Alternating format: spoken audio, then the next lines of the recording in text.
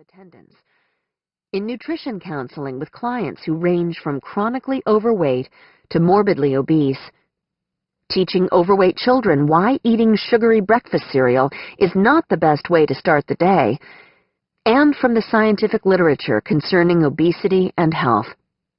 In all cases, I have observed something gravely disturbing.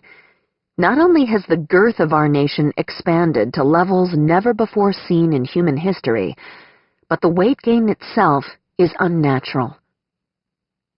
According to F as in Fat, How Obesity Threatens America's Future 2011, a report from the Trust for America's Health, TFAH, and the Robert Wood Johnson Foundation, more than 2 out of 3 states, 38 total, have obesity rates over 25%, and 12 states now have obesity rates above 30%. A mere 4 years ago, only 1 state was above 30%. The rates of both diabetes and high blood pressure also have risen dramatically over the last 2 decades. In the report, Jeff Levy, Ph.D., Executive Director of TFAH, said, "Today, the state with the lowest obesity rate would have had the highest rate in 1995. There was a clear tipping point in our national weight gain over the last 20 years. A tipping point indeed. Prior to the 1950s, a person would certainly gain weight from eating too many calories. But the weight gain of today is characterized by forces no early 20th century glutton ever had to contend with. Highly refined carbohydrates, processed cooking oils, and an unbelievable myriad of food additives have been linked to unforeseen and powerful chemical reactions in the body and the brain, inducing obesity at rapid and alarming rates. This type of obesity is not just a matter of too many calories and not enough exercise. It is aggressive, stubborn, and more deadly than ever. Its complications are many, and most of its causes are the result of food chemistry gone mad. I have long suspected something was amiss.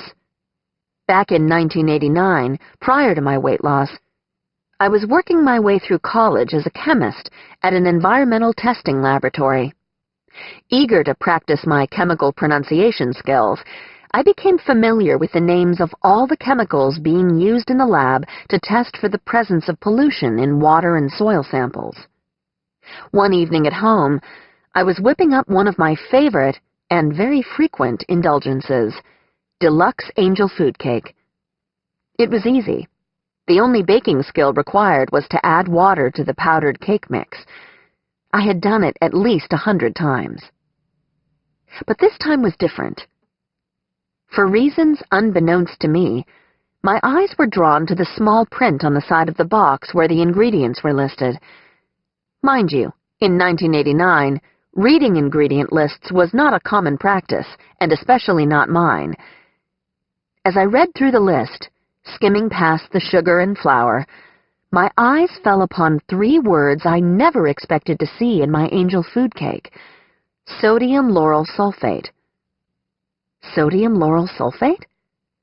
Isn't that what we use in our tests at the lab? My suspicions were confirmed when I returned to work the next day. The detergent-like chemical being used to test smelly water samples was indeed the exact same chemical I had been eating in every bite of my angel food cake. This did not sit well with me, and I began to wonder what effect sodium lauryl sulfate was having on my body. Could it, and perhaps other chemical food ingredients, be a contributing factor to my obesity? Back then, answers to those kinds of questions were not easy to find, and all I had to go on was my chemist's instinct. Following that instinct changed the course of my life and eventually formed the basis for the science of skinny. In the years that followed, I learned a great deal about food, how perfect it is in its natural state, and how deranged it becomes when we take it apart, add chemicals to it, and consume it in unnatural ways. As I have adapted to living in a lean, healthy body, I've come to understand the true meaning of the word